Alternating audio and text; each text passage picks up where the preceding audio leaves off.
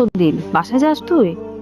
চুল টুলের কি অবস্থা? চুল কাটাস না, শেভ করিস না, নিজের যত্ন নিতে হবে তো মেয়ে। কাটবেন না কাটবো, আমার দেখার লোকই তো হয়। দেখ আমার বিয়ে যে গেছে, আমি তো তোর লাইফে নাই। আমার যেতে বেটার কাউকে পাবি তুই। আজকে তো ভালো একটা তুই ফ্যামিলি। রান্না করছিস?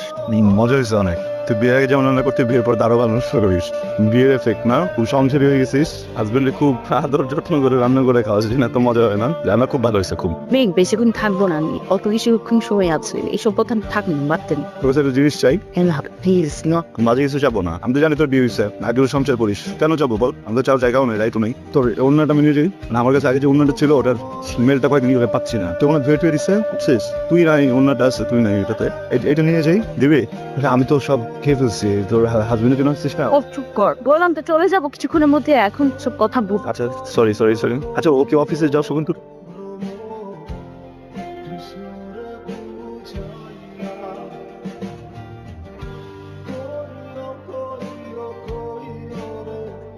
হাতটা ধুয়ে নে।